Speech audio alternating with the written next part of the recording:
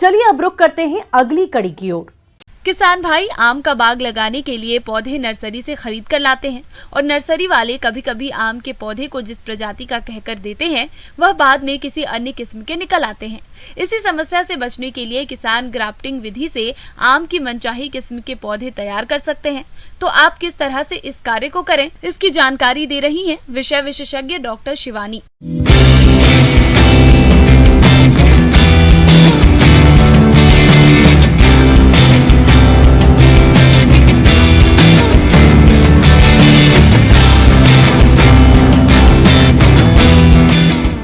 यहाँ पे हम आम के काफ़ी सारे पौधे तैयार करते हैं, जिसमें हमारी मेन किस्में हैं दशहरी, लंगड़ा, चौसा, रामकेला, अम्रपाली। इसके अलावा जो नई किस्में हैं जैसे पूसा प्रतिभा है, पूसा अरुणिमा है, पूसा अरुणिका और पूसा पीताम्बर, पूसा सूर्या, केसर, इनके भी पौधे हम अपनी नर्सरी पर तैयार करते हैं।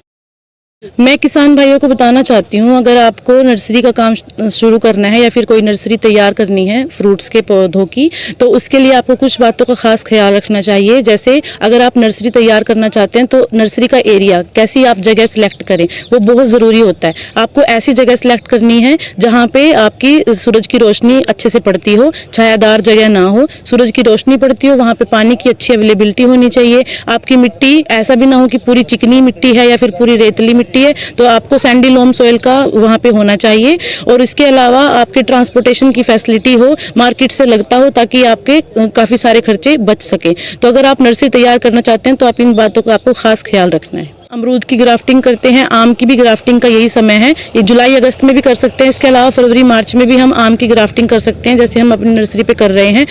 तो यहाँ पे हमने वेज ग्राफ्टिंग से काफ़ी सक्सेस मिली है, तो हम वेज ग्राफ्टिंग से ही पौधे तैयार करते हैं। आमतौर पर देखने में आता है कि किसान भाई नर्सरी से जिस पौधे को खरीद कर लाते हैं वह बाद में किसी अन्य प्रजाति की निकल आती है, जिस कारण किसानों को काफी नुकसान हो जाता है।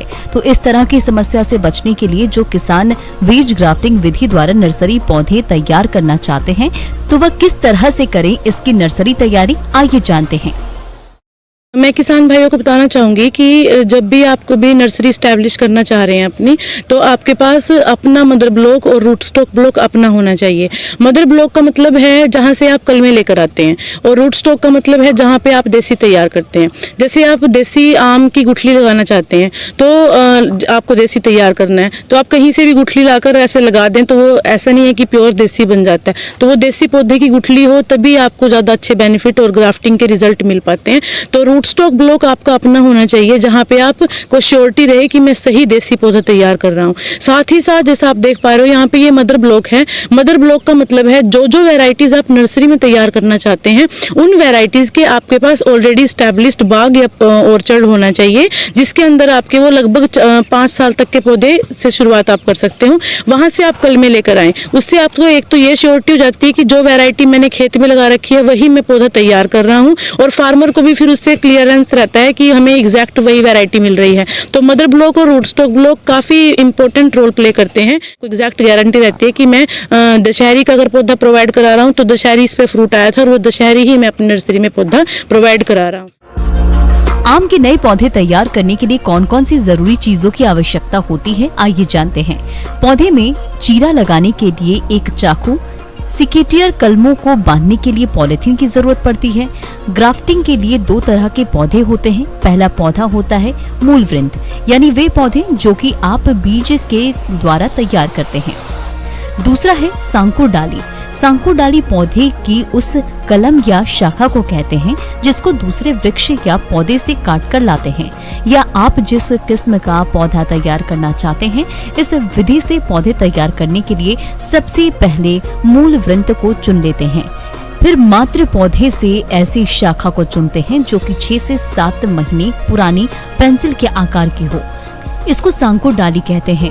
इस शाखा के कलम लगाने के 8 से 10 दिन पहले पत्तियां तोड़ देते हैं।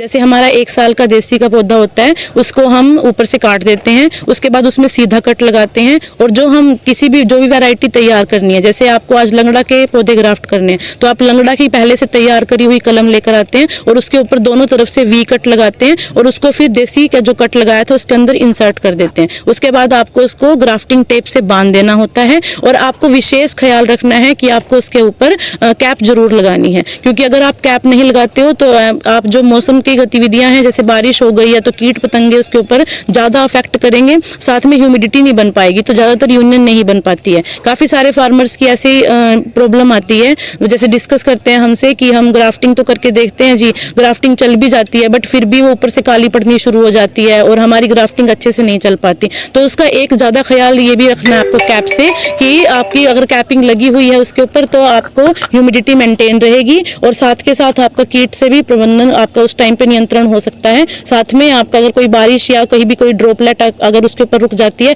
तब भी आपके बीमारी के चांसेस बढ़ जाते हैं, तो आपको कैप लगाने का काफी खास ख्याल रखना है।